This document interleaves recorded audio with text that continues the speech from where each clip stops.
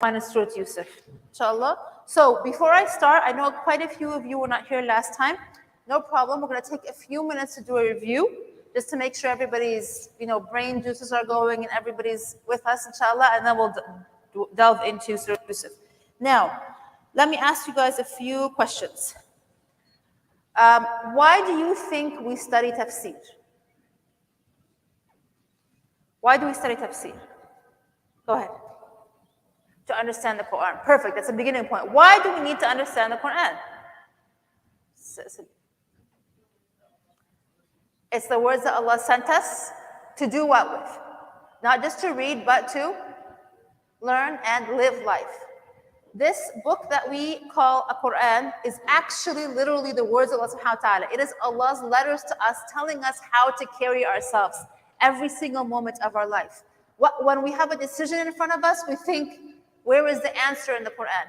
Anything that we do should be reflected back to, would this be pleasing to Allah subhanahu wa ta'ala? And how do I know if it's pleasing? Because this is what Allah told me in the Quran. This is not necessarily a book of, it has historical stories in it, it has references to history, but it is, these references to history are for us again to apply to our life, as history repeats itself. So we study tafsir so that the words of Allah subhanahu wa ta'ala become the way we live our life. That's basically, it becomes the way we live our life. Okay?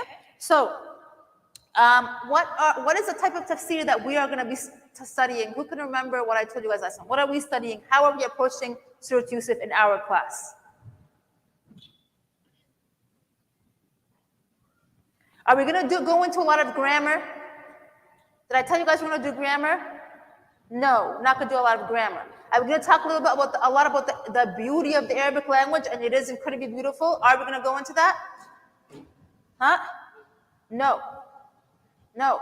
So we're not going to do grammar. We're not going to do Arabic. What we're going to do is actually life lessons. We are going to read between the lines and say, how does the journey and the experience of Prophet Yusuf apply to me? Why did Allah tell us Prophet Yusuf's story in all these details?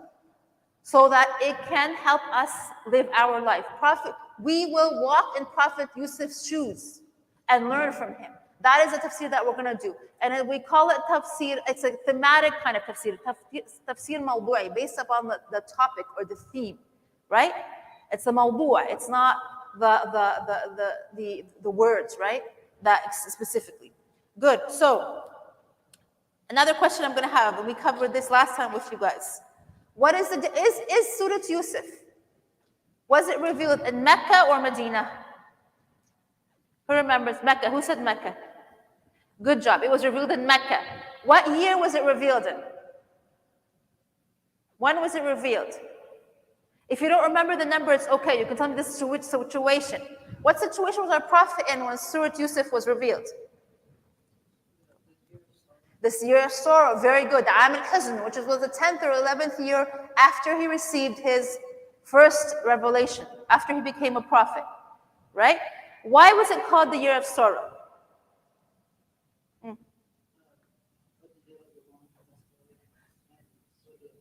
So yes, Khadija radiallahu anha and Abu Talib both passed away that year. They were Prophet Muhammad's greatest support. Khadija was his greatest support inside the home. Abu Talib was his greater protector outside the home in front of the people of Quraysh.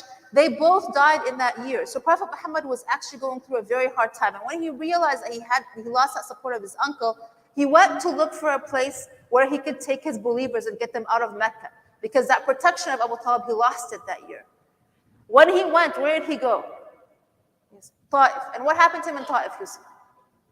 He got humiliated. He got thrown out by stones. The people there ran him out. And one time Aisha asked Prophet Muhammad, many years later in Medina, what was the most difficult thing that happened to you? What did he say to her? The most difficult experience that he ever went through is that moment in Ta'if. When he ran out of the town, the people throwing him out, pelting him with stones, he started bleeding, and he just felt that year, not only did he lose the two most beloved people in his life, but he went through that very difficult experience, right? And so this Surah Yusuf, was revealed to our Prophet right after this as an uplifting story to let him know what? What did our Prophet ﷺ learn from Yusuf? Why did Allah tell Prophet Muhammad the story of Yusuf? To console him, right? Yusuf went through so many tests. He went so today we're going to talk about what his brothers did to him. Okay, everything that he went to from his childhood all the way to when he grew up was a trial and a test and a difficulty over and over. But in the end, he became victorious. In the end, his story came full circle, right? And so Allah subhanahu wa ta'ala is telling Prophet Muhammad is, you are going to be okay. And that there are others who came before you that went through similar tests, similar tribulations, even maybe more difficult than yours, and they were okay. There are others who walked your footsteps, and there are others who came out of it, inshallah. And it was a story to console Prophet Muhammad. Surah Yusuf is the only, Prophet Yusuf's name is mentioned maybe 2 other times in the Quran, but just like in passing while Allah's mentioning names of other prophets. But his whole story was revealed at one time to our Prophet in 6 pages. What we have now is 6 pages of the Quran, right? Like Surah Ibrahim, for example, or the story of Ibrahim is scattered throughout the Quran, different parts of his life, when he was young, when he left to Hajar and Ismail, when he dealt with Ishaq. And we kind of piece it together. The story of Musa is also scattered around the Quran, right? We kind of piece it together. But Yusuf's story is one long story. So we learn, you know how children love stories? Adults love stories too. Prophet Muhammad enjoyed that story. He sat with Angel Jibreel, imagine, and Angel Jibreel told him a story. And that story made him feel better in the end. And made him realize where he was and where he's going to be, and the other people that came before him that were his brothers in dawah, right? So stories are good. And that's why Jibreel sat there and told Prophet Muhammad a story, right? So Surah Yusuf was revealed in Mecca, one parcel, one time, to tell a story of consolement to our Prophet. Who can remind me what I said? We're still doing review, guys. All of this was covered last time. Who can remind me what I said is the difference between a surah that is revealed in Mecca and a surah that is revealed in Medina? What's the difference between that type of revelation? Yes, brother.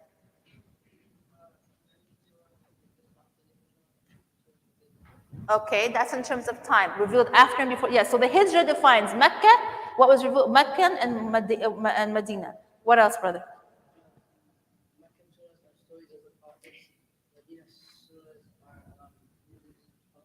Good. Meccan surahs have a lot of stories. And in Medina, in the ayat that came in Medina are a lot of rulings. It's a lot of fiqh, right? What do you do in case of divorce? What do you do when someone dies? How do you deal with warfare? How do you, economic and political issues were defined in Medina. Why? Because the Prophet Muhammad was building a community, society, right? In Meccan surahs are a lot of aqidah, belief. What do we believe in terms of the Day of Judgment? How do we believe in Allah subhanahu wa ta'ala? Who is Allah compared to us? What are the qualities of Allah subhanahu wa ta'ala? All of these things are revealed in Mecca. So Mecca is heavy in aqidah, and Medina is heavy in fiqh, the revelations. And so that is the main difference between the revelations of Mecca and Medina. We also said that in Mecca, the ayat, the surah are usually shorter, and the ayat themselves are shorter, and they have a melody to them. Versus in Medina, it's more like writing essays, right? And if we kind of compare it to what we do today, and Mecca is more like poetry, right? Medina is long surah, long ayat. They don't necessarily rhyme. It's rulings and sharia and fiqh, right? So that's the difference. So Prophet Yusuf's story was revealed in Mecca. Now the last thing we did last time also is go through remember the drawing that was here of Prophet Yusuf's lineage, right? Yusuf alayhi salam. Who was his father? Yaqub. What was another name for Yaqub? Jacob in English. Another name. Good. Israel. So his children are how many? 12. 12. 10 from one mother, 2 from one mother. Right?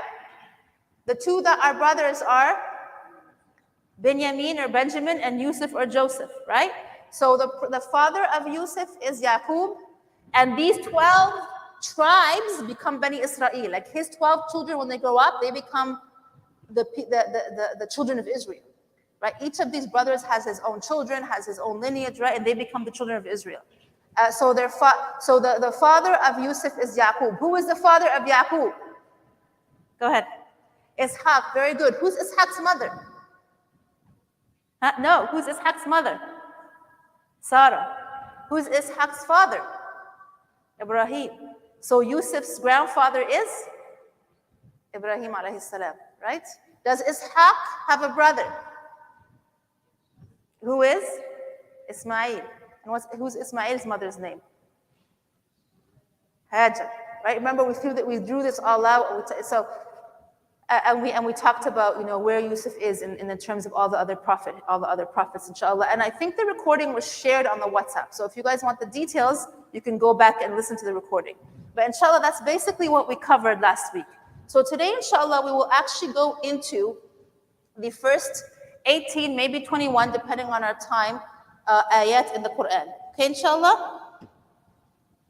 Now, I wanted to actually have some of you guys recite. Whoever is comfortable reciting, we're going to recite. Can we start by reciting? Yes? Pass out the masahif for me. Okay? You guys, each of you you can share with the person next to you, right? I would like you guys to be following along. Here. Can you pass them back? Okay.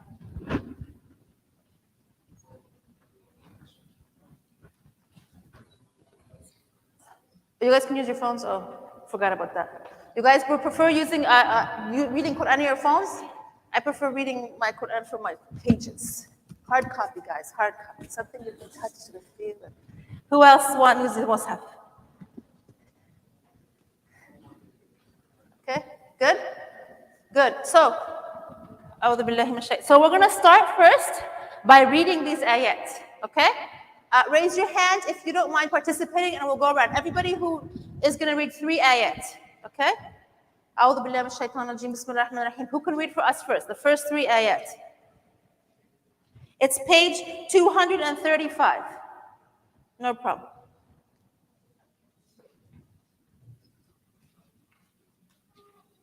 $235. Who wants to start? And I don't have a problem with girls reading Quran too.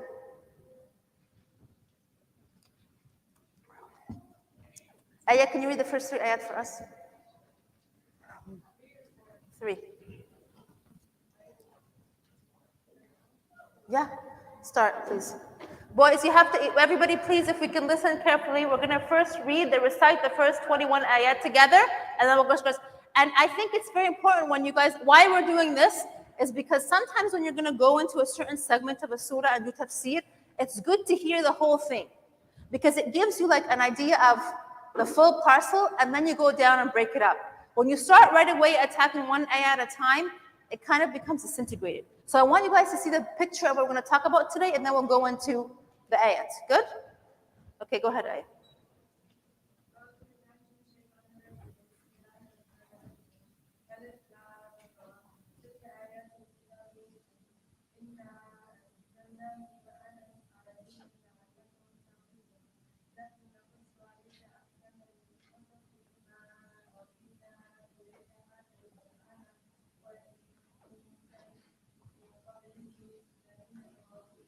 Good. Who's going to go next? Go ahead.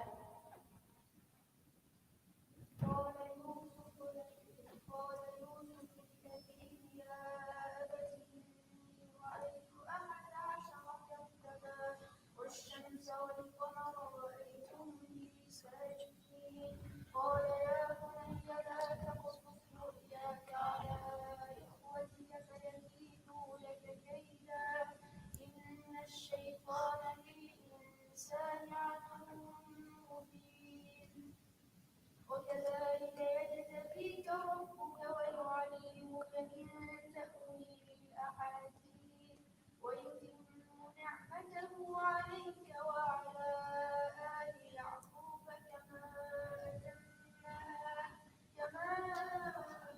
أتمها على أبويك من قبل إبراهيم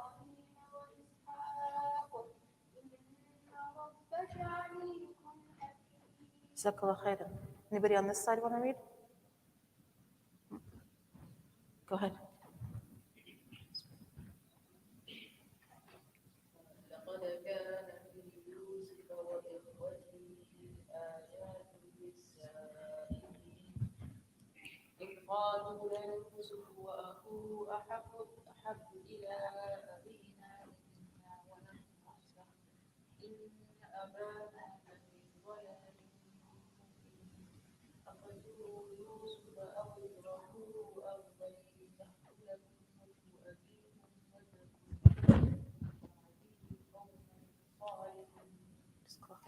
Go ahead. قال قائل منهم لا تقتلوا يوسف والقوه في غيابة الجب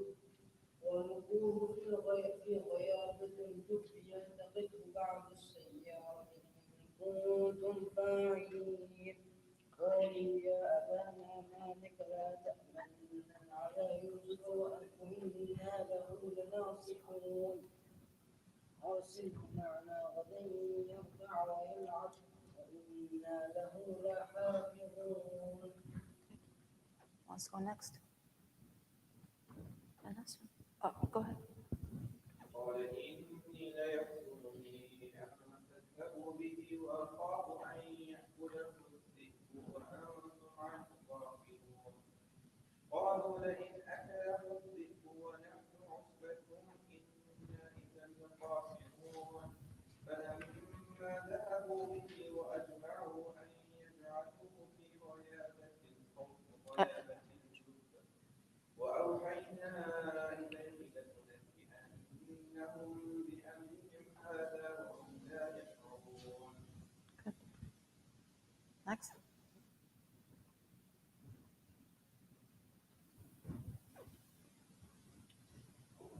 Who do you want to read? Who else is going to read? Go ahead. Let's.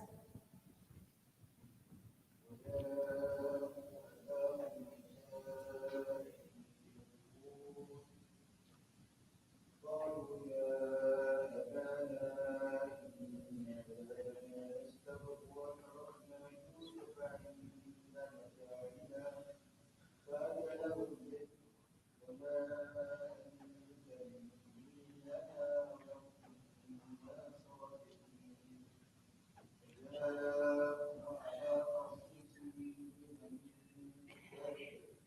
قال بل سولت لكم أنفسكم أمرا فصبر جميل والله المستعان على ما تصفون وجاءت سيارة فأرسلوا والدهم فأجلا سلوى قال يا بشرى هذا غلام وأصروه بضاعة والله عليم بما يعملون. Who's going to read the last two ayat?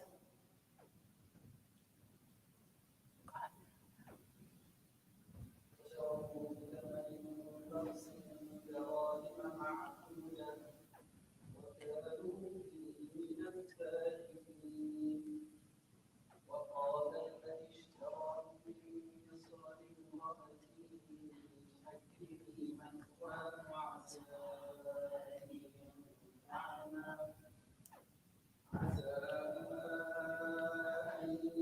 نتخذه ولدا وكذلك مكنا ليوسف في الأرض ونعلمه من تأويل الأحاديث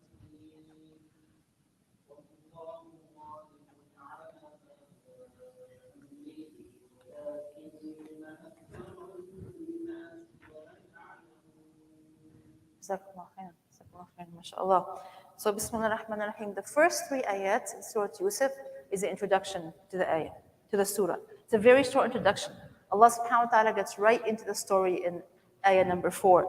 Allah says to the Prophet, this is a book. Mubin, it means that it shows everything, it defines everything for you, right? It's a book, you know, when you show, it shows you everything that is right and wrong. It is mubin, right? And then Allah subhanahu wa ta'ala says that we have revealed this book in the Arabic language so that you may understand. لعلكم تعقلون, so that you may understand and comprehend. So Allah subhanahu wa ta'ala is revealing the revelation in the language of the Prophet ﷺ. And this has mentioned more than once in the Quran, that this revelation is in Arabic. Why do you think that's important? Allah says, so that you may understand. لعلكم تعقلون, so that you may comprehend. Can we go make da'wah to our neighbors in the Arabic language? Although it is the most beautiful language, it's a language that we're going to speak in Jannah and all of that. It's a language of the Prophet. We have to, as Muslims, for us to carry, for those to understand who we are and what we believe in, we have to speak the language of the land that we live in. The Quran was revealed in Arabic to our Prophet Muhammad and his people because they were Arabs. The Quran was not revealed to Musa, or the book of Musa was not in Arabic, and the book of Isa was not in Arabic. Ibrahim did not speak Arabic, for example. The first one who actually spoke Arabic was who? Okay, did Dawood speak Arabic? No. Who spoke the Arabic language first? No. From these prophets that we mentioned? Huh? No. No. Ismail. Why Ismail? He was in Mecca. All of the rest of them spoke the Aramaic language that's based in Hebrew. Ismail, when he stayed with his mother in Mecca, the people that, when they found when the Zamzam came, right? There was caravan going by. And that caravan was looking for water. Those were people who were coming from Yemen. And they spoke the Arabic language. And those people came and settled with Ismail and Hajar. That's when Mecca became Mecca. It was barren land. And Ismail learned the Arabic language from these Yemeni tribes that settled with him, that came from the south. So Ismail was actually the first one to speak Arabic, and so the Prophet Muhammad, the progeny of Ismail, would speak Arabic. So the importance why I stopped here is that we have to understand that we have to be able to speak the language of the people, understand their culture. When I talk about language, I don't just mean English. You have to understand their culture, the phrases that they use, what makes them laugh, so that you can take this message to them so that they may understand it. Right? So this is what Allah subhanahu wa ta'ala says. And then Allah says, we will tell you a story that is the best, the best of stories that we will reveal to you in this Quran, and which you did not know before. These stories, Prophet Muhammad did not know. Right? He was illiterate, right? The only way he knew about Musa and Isa is through Allah subhanahu wa ta'ala, and Yusuf and everybody else and Ibrahim is through Allah subhanahu wa ta'ala revealing it to him. He could not read the books of previous nations. And back then it was like, he didn't really, now we travel and we learn about other cultures and we might learn second and third languages. This wasn't the situation so many years ago. They did not know what was beyond their land of this, where they lived in Arabia. And so all of these stories Allah subhanahu wa ta'ala told our Prophet, and this in itself was a miracle. If we think about it a little bit, he got information that nobody else knew without being able to read or interact with any other nation. Right? And this is part of the reason why later on, when people became Muslims in faraway lands like Persia and the Byzantine empires and the Romans, is because they were wowed by the fact that Muhammad ﷺ actually knew things about their faith without interacting with their culture. Which means he must have had some sort of connection with the Creator. It was revealed. These stories were revealed to him. So Allah subhanahu wa ta'ala says, he starts the story right away. The first scene of the story is Yusuf is sitting with his father, Yaqub. And he's telling his father this, and we believe, wallahu alam, that Yusuf was between 10 and 12 years old at this time. Right? He wasn't even a teenager yet, but he wasn't a little tiny kid also. He was between 10 and 12 years old. He sees a dream. And he wakes up and he says to his father, I saw this dream. I saw a dream that there are 10 stars and the sun and the moon prostrating to me. Right? And what did Yaqub tell him?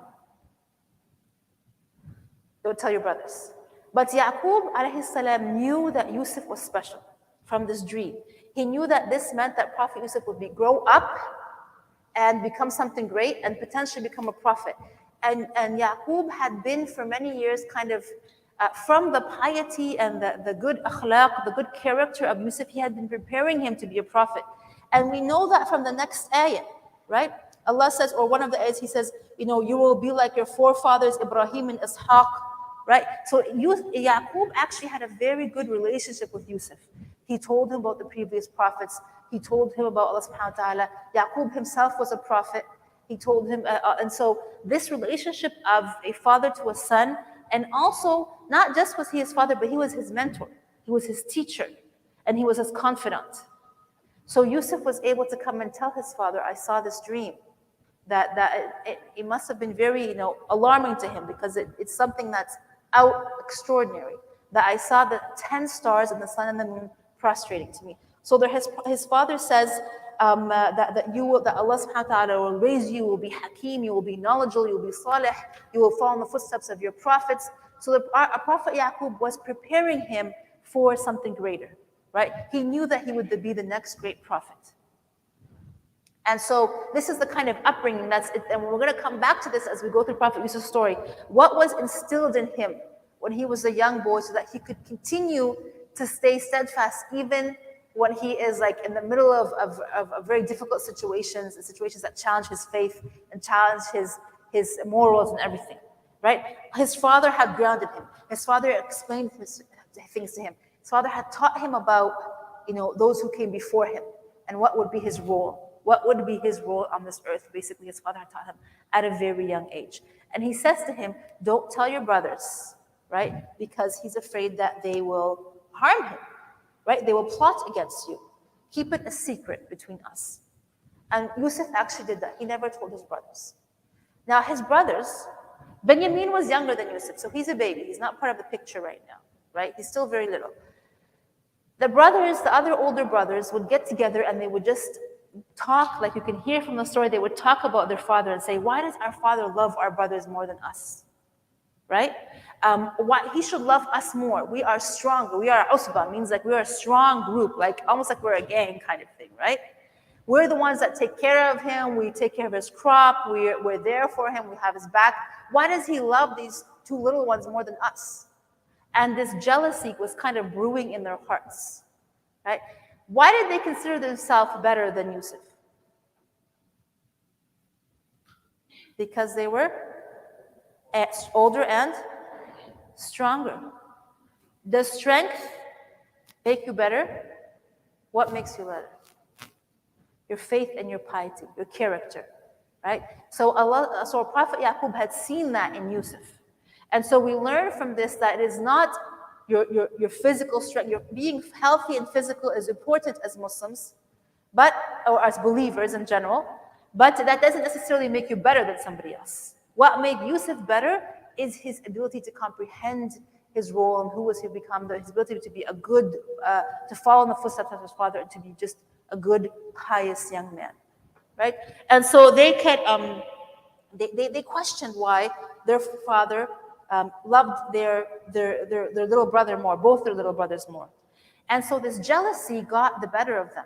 And they started to make a plot of how they would get, just how much they detested Yusuf, how they get rid of him, right? And they say, let us either kill him or throw it, exile him far away somewhere, throw him in a faraway land. And one of them says, no, don't do that. Put him in put him in a well, and just leave him there. Somebody will pick him up. Now, what's another word for well in Arabic? Those of you who know, bit, very good, mashallah. A bit is actually a well-defined well. And so close to Yaqub's town, there might have been a well that had infrastructure. Like it might have had walls and had a bucket. The wells that we think of today, right? But this other space that they threw their brother was actually a source of water very, very far away from where people were living, and it was just a hole in the ground. And that's why the story tells us when that caravan came by, one of the caravan people had to use his own bucket to, there was not even there was no bucket, there was nothing. It was just a hole in the ground. That is where so they made a plan that they would take their brother and throw him in a very far away well where hopefully nobody would find him, and there was no kind of something that he could climb up or anything, right? And that brother who said to them, don't kill him, just throw him in a well.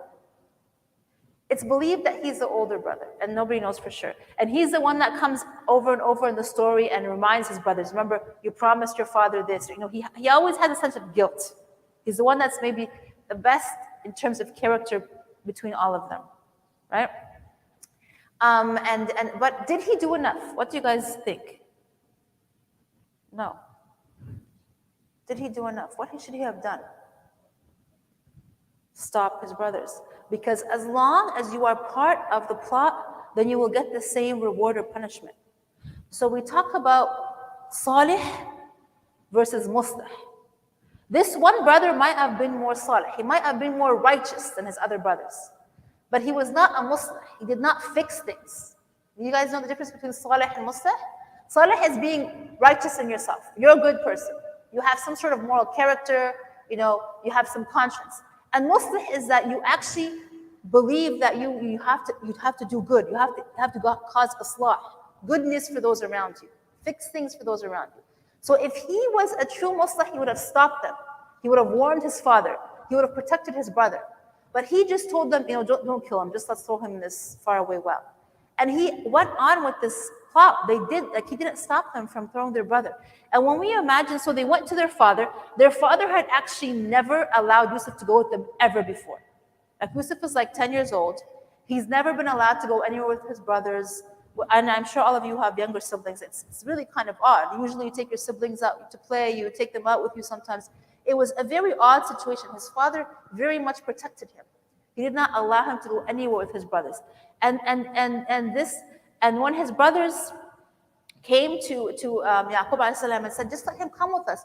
We're going to take him on a hike. We're going to go for a picnic. We're going to have good food. We're going to play games. And we're going to come back. Why don't you let him come with us? There's 10 of us. We're all going to take care of him. He's going to be fine. And they kept on. And this is something that happened, over like more than once. They went and they bugged their father. Let him come with us. He's going to play. We're going to eat. We're going to have good food. He's going to have a good time. Don't worry about him. How can all of us allow him to get harmed? And Prophet Yaqub said to them, I'm afraid that he will be far. I'm afraid to let him out of my eyesight, basically. He was protecting him because he believed that he would be the next messenger. Yaqub knew that he would be the next messenger. This is what the dream showed him. And then, subhanAllah, the brothers say to each other, يَخْلُ لَكُمْ وَجْهُ أَبِيكُمْ, that let's get rid of him just so that the face of your father will be freed for you. So they just wanted their father's attention. They knew that they could never have their father's heart. They wanted their father just actually looked at them and gave their attention. They knew that his heart would always be with Yusuf. But they just wanted to free their father's attention for them. And so what they were seeking in itself was not wrong, but the way they went about it was wrong. And can you imagine this? It's his very first time. He must have felt so excited that he's getting to go out with his big brothers. He's got himself ready for this special trip, and he sees that they've packed food and they're going on a picnic, and he must have been so excited, right? And he goes with them to this place, and all of a sudden, if we can just imagine, Yani, that they would, and it is said in some of the books of the Jews that they actually tormented. When they got him far away from his father, they started making fun of him, and you're such a whatever, and tormenting him, and then they picked him up and they threw him in this dark hole in the middle of nowhere. How he must have been just, and you can just imagine that he's calling back, what are you doing? Why are you doing this to me? Why are you leaving me? Come back for me. He just imagine the situation that this young boy was going through, that his own flesh and blood, his own big brothers took him and threw him in the well. It's just, it's unbelievable, right? And this shows you that jealousy can make you do things that are completely incomprehensible. And jealousy is one of the most wickedest and most worst diseases of the heart. Our Prophet Muhammad told us that jealousy wipes out all of your good deeds, right? Being jealous of somebody, it just makes you just see nothing but evil. It consumes you. It's a disease. And it can make you do things that you would never do otherwise. And we see that in modern day people, criminals. There are criminals who do things just out of pure overwhelming jealousy. And this is what these brothers did to their little brother. Just and walked away from him while he called on them and said, "Why are you leaving me? What did I do? Get me out of here." And he's crying. And they just walked away from him. And then they say to each other, وَتَكُونُوا مِنْ بَعْدِهِ قَوْمًا صَالِحِينَ. They say, throw him in the well, let him die of starvation or whatever is going to happen to him. And after that, you will be good people. The shaitan actually sometimes, this is the first lesson, one of the first lessons we're going to learn together. He tricks you. You get so obsessed about doing something and you really want to do it. And you know it's wrong. You know Allah subhanahu wa ta'ala will not be pleased with it. And you know that if the Prophet was next to you, the Prophet would not be pleased with you. And you say to yourself, I'm just going to do it this time, and then I'm going to go make tawbah, and I'm never going to do it again. I'm going to become salih after that. تَكُونُ مِنْ بَعْدِ الصَّالِحِينَ. They convince themselves that they could commit a crime, and then after that, they could be good. This is not actually an acceptable way of doing things. You cannot say, I'm going to do something haram, and in the end, I'm just going to, you can't plan it that way. It's actually unacceptable. So this is one of the things that we learn, that you cannot say it's okay to do something good, bad, as long as after that. How do you know you're going to have it after that? How do you know in the moment that you're in this bad thing that is not pleasing to Allah subhanahu wa ta'ala, something happens to you and you don't have it after that to become a salih? So, you cannot let the shaitan deceive you in thinking that do evil and then you can repent. Do it, let it out, and then you can repent. That is an unacceptable kind of vision to have for yourself, right? And then you can actually never get something good out of something bad. So they assumed that when they threw their brother in the well, then their father would have time for them. What happened actually? He was so sad. He cried to the point that he got blind. He could only think of Yusuf and what happened to Yusuf. He got more over, where did he go and all of this. So they did not, don't think that using a wrong route is ever going to get you something good, right? If you want something good, you have to take the good path, even if it's more difficult. You have to do the right things. Doing something wrong for the sake of something right it never leads you to the right. You just find yourself further and further and trapping yourself in this you're deceiving yourself, right? So here is our Prophet Yusuf in this well by himself, and subhanallah, the father tells them when they keep on bothering him, just let him come with us. He'll be fine. We'll take care of him. He's going to eat and play. We're going to run and whatever. He says to them, well, I'm afraid that the wolf will eat him. Now, that's just almost impossible. What wolf in the middle of the desert is like? You have all things that could happen. Of all things, right? You don't say to somebody, I'm afraid of. And Prophet Yaqub knew that was like an impossible thing. But when the imperfect, there's never a perfect crime. After they threw Yusuf in the well, they just didn't know what they were going to say to their father. And that's why Allah subhanahu wa ta'ala says in the Quran that they came back in the night, after Isha, in the darkness, because they were sitting there thinking, what are we supposed to do now? Sometimes when you do something bad and then you realize, look where I got myself. And how am I supposed to do now with myself? And they were in a bad space. And they said, let's just tell our father that the wolf ate. Right? The same story that their father, which is an impossibility. Did Prophet Yaqub believe them? No. Why? How are we sure that he didn't believe them? Go ahead, honey. Yeah, because they're using the same story. Like they said the same thing. That's one reason. What else? Go ahead, speak.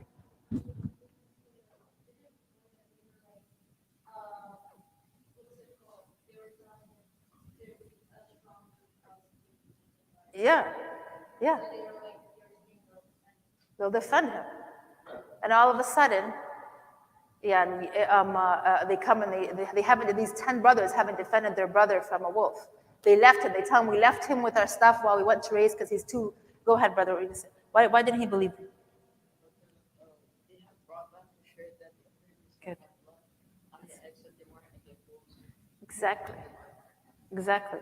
So they had, that's very good. And that's not mentioned in the surah, but it actually is part of the tafsir that we know that they actually, before they threw Yusuf in the well, they had taken off his shirt. And when they thought about what are we going to do, what are we going to tell our dad, they actually killed some sort of, I don't know what they killed, like a bunny or whatever, a sheep or whatever, an animal, and they took the blood of that animal and soiled it with the shirt. So Prophet Yaqub saw that the shirt, if a wolf had eaten Yusuf, his shirt would be like have holes in it and be torn. It was in perfectly good condition, but it had blood on it. That was another proof that. So again, the imperfect crime, right? That there's no way So they bring back the shirt to their father and they say, oh, we're so sorry. The wolf actually ate our little brother. So subhanAllah, all of these, when they come back, the other reason that Yaqub did not believe them, and he knew that Yusuf was still alive, is the dream. The dream tells him that Yusuf will grow up and be something great, right? That dream that Yusuf had told him about lets Yaqub have no doubt that Yusuf still is alive, and that one day Yaqub will reunite with his son. He knew that. He knew that one day he would unite with Yusuf. But he just didn't know when. He didn't know what they did with their little brother. So that ached at him. It would have been easier for him if they actually had brought him a dead, when they knew that he was dead, versus him not knowing who took my son, what's happening to him, and what, because he knows that Yusuf is alive and that Yusuf will grow up, and this dream would become, because this is a dream. Another thing that we want to talk about today is dreams. Which other prophets had dreams? Prophet Muhammad had dream. What kind of dream did Prophet Muhammad have?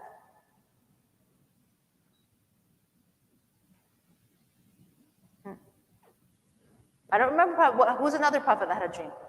Go ahead. Ibrahim alayhi salam. What did he dream?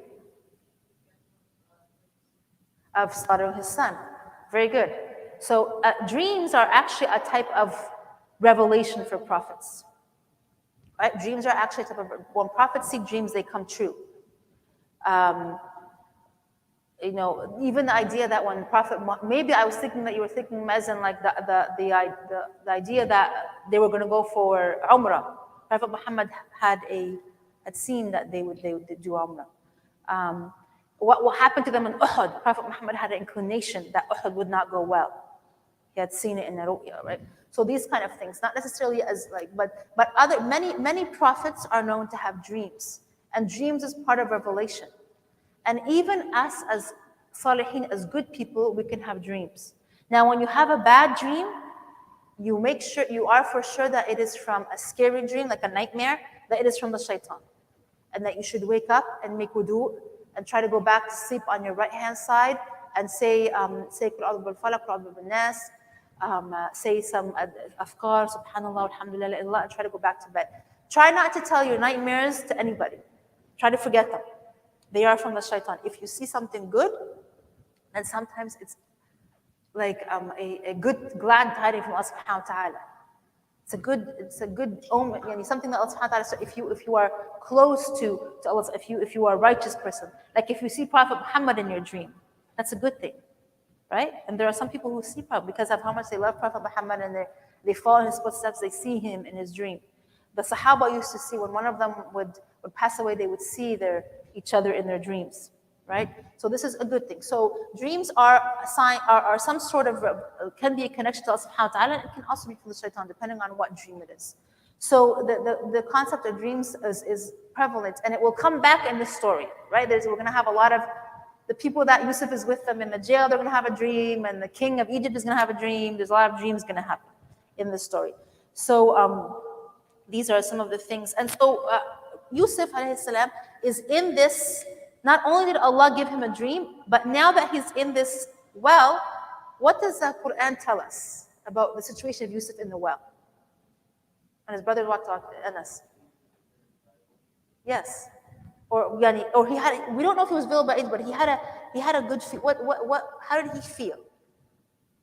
وَأُوحَيْنَا إِلَيْهِ, and we gave him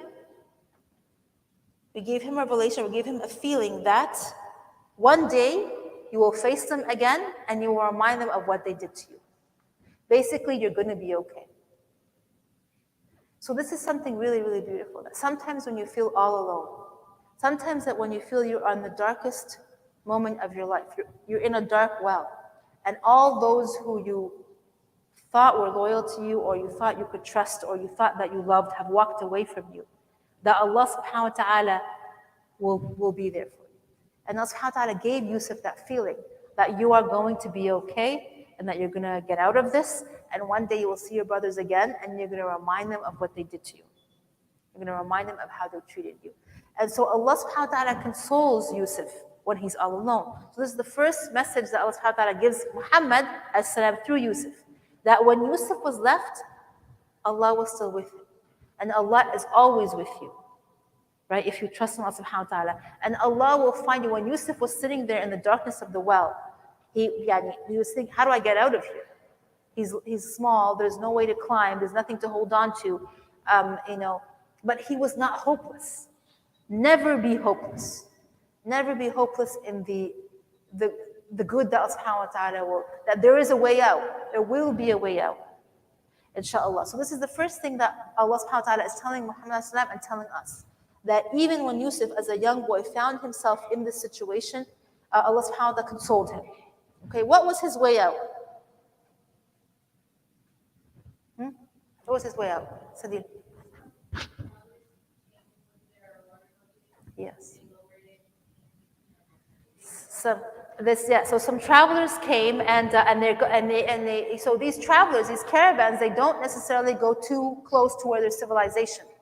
They're going in the desert, between, they're traveling. And they stop and they find this, what is supposed to be a well, and they take their own bucket, they drop it into the well to pull out to see if there's some water down there, right? The water is actually dry. That's why Yusuf didn't drown. He was okay. But what do they pull out from a bucket with the bucket? A young boy. Now, at that time when there was slave trade, a boy this age was like the biggest thing, the most expensive thing you can find. Because he's still young, he's healthy, you can sell him on the slave market, he can be trained to do any kind of labor, so this is they found a gem. This was a big deal when they pulled out this little boy. And we wonder why, Yusuf stayed quiet. They just decided, oh, he's, maybe he's a slave or a runaway slave, and we're going to take him and sell him in the next slave market. He didn't speak out and say what his name is. He didn't say, maybe he was afraid, maybe Allah alam, or maybe they didn't speak the language that he spoke. We don't know. Did you guys ever think, why didn't Yusuf say anything? To the people? They actually took him in the caravan and traveled with him from the outskirts of this town in Philistine, right? Remember when we drew the picture last time? Yaqub and his sons are in Philistine. They're in Palestine, and we have this, little well far away from the main town. That's where Yusuf is, and this caravan comes through and takes him all the way to Egypt. This whole time he stays quiet, and they assume that he's a slave. And they sell him on the slave market in Egypt, and that's how the first member of Bani Israel, the first, of Yaqub's lineage, ends up far away in Egypt, right? And he gets sold on the slave market in Egypt. How much is he sold for? What does it say in the Quran? Darahima ma'buda, whatever, a dirham is nothing. And it's ma'buda, you can actually count it. So, they were able to, and some of us say, well, maybe they sold him for so cheap because they were afraid that he was stolen commodity. When they found him in a well, he's not theirs. He might be somebody else's slave. So they wanted to get him off their hands. So they sold him for a very low price. And why Allah subhanahu wa ta'ala mentions why do you think Allah mentions that to us?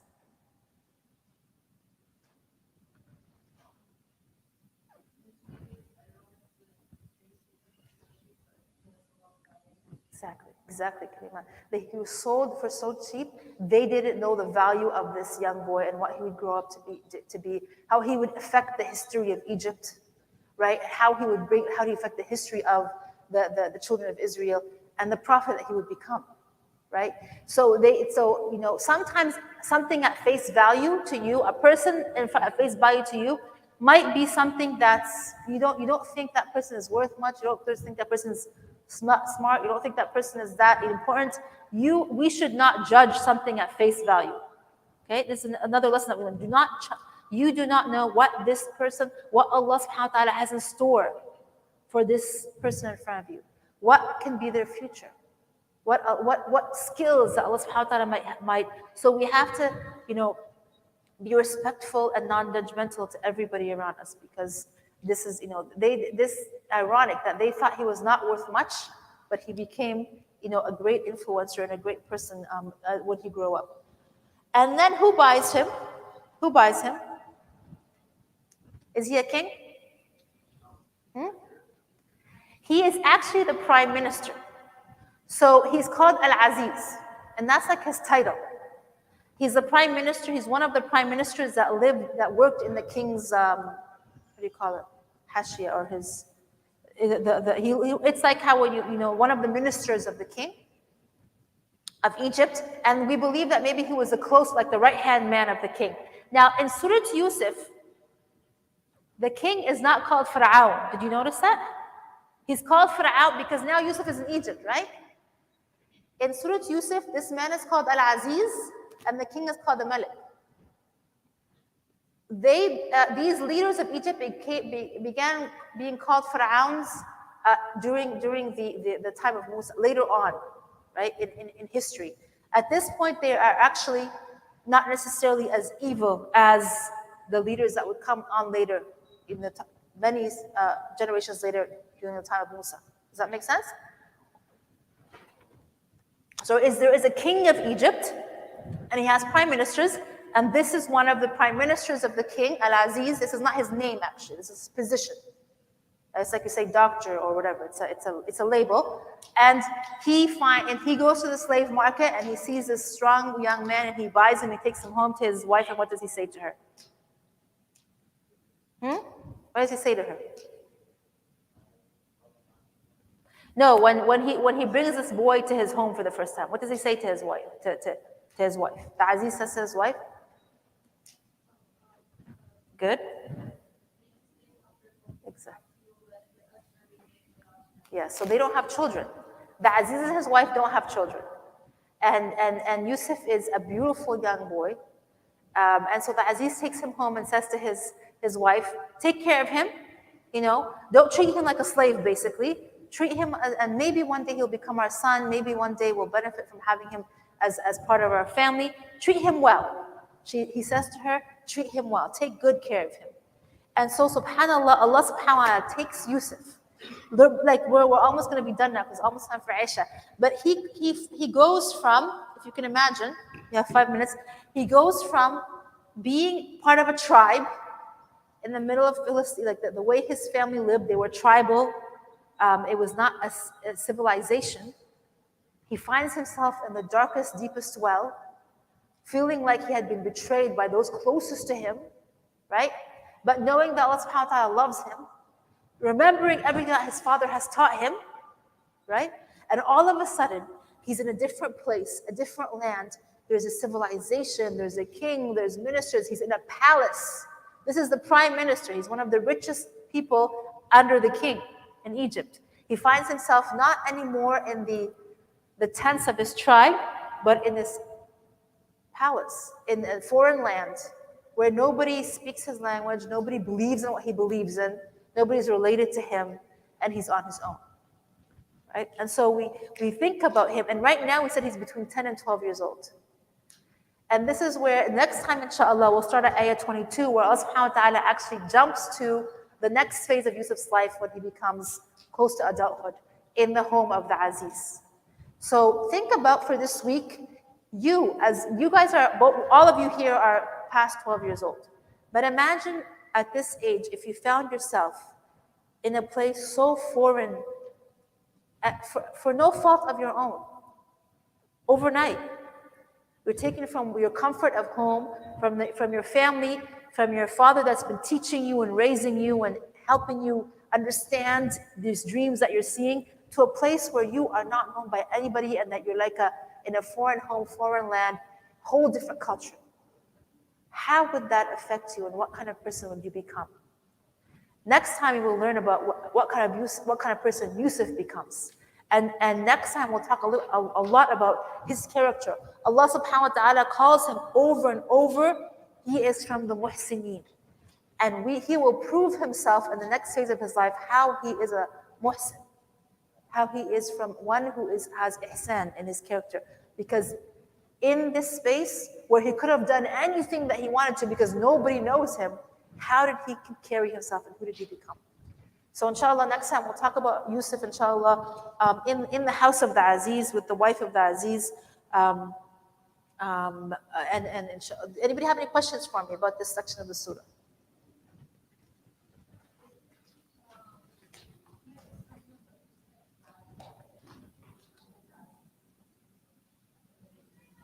So so he's called the Prime Minister. في بيت العزيز. So in the ayah it says in the house of the Prime Minister. So it's a title. It's not a characteristic. Yes, it's not a sifa.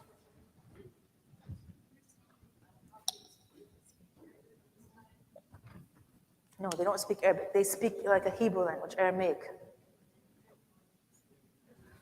So the Egyptians didn't speak either of those two languages, I believe. They have their own language, and it's not Arabic. Arabic only was introduced in Egypt after Prophet Muhammad's death by the conquest of Egypt by the Sahaba. So no, they did not speak Arabic.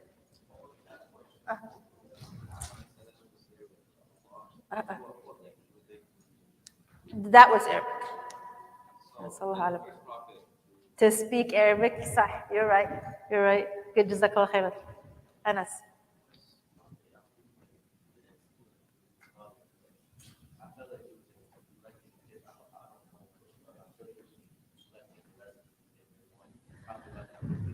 So sometimes jealousy comes from, that's a very good question. It comes from, it doesn't really have a basis, right? Maybe, you know how the story starts with Yusuf telling him a story and the father, maybe he spent a lot of time talking to Yusuf. And that, sometimes jealousy is not, it's not based in truth. It's just a figment of their imagination. And when you sit together enough times and you dwell on it and you think about it and you make, oh he did this and that wasn't fair, and oh he did that and that was, they were actually his older sons, and they actually were the ones that took care of everything and took, they ran the tribe, but in their mind they picked on things and they dwelled on things, and sometimes that's something also that we didn't touch on, that just when these evil thoughts come to your mind, you try to push them out and you try to see good instead of bad. And don't let these ideas grow in your mind. Certain feelings towards your parents or your siblings or your friends, because that's the shaitan trying to get the better of you. So he was a good father. He gave different attention to Yusuf and Benjamin because they were little, which is, it happens sometimes. Like, little kids, they just need more care. Maybe he spent more time talking to them because Yusuf had these dreams and had these thoughts and he was teaching him. But they allowed that to just, they became obsessed by it, basically. Yeah. Does that make sense a little bit? Yeah. And you know what they could have done? They could have come and said to their father, why do you talk, what are you talking to Yusuf about? And, they could have tried to see, what is it about Yusuf that makes our father love him? Maybe he's just, maybe we could try to be like him, his care, maybe he's just more good to our father, or they could have taken a different route of talking to their father about his care for Yusuf, asking him, why they're not getting the same attention, but they took the route of actually the extreme route of trying to get rid of their brother, right? Any other questions? You're good? Okay, inshallah. So we have a few minutes they pray Isha in a few minutes. They pray Isha in 8 minutes to be exact. So you can have a stretch, make wudu. Is he bugging you? Please don't. Oh no, you bugged him first. Okay, inshallah سبحانك اللهم وبحمدك نشهد أن لا إله إلا أنت نستغفرك ونتوب إليك. بسم الله الرحمن الرحيم والعصر إن الإنسان لفي خسر إلا الذين آمنوا وعملوا الصالحات وتواصوا بالحق وتواصوا بالصبر.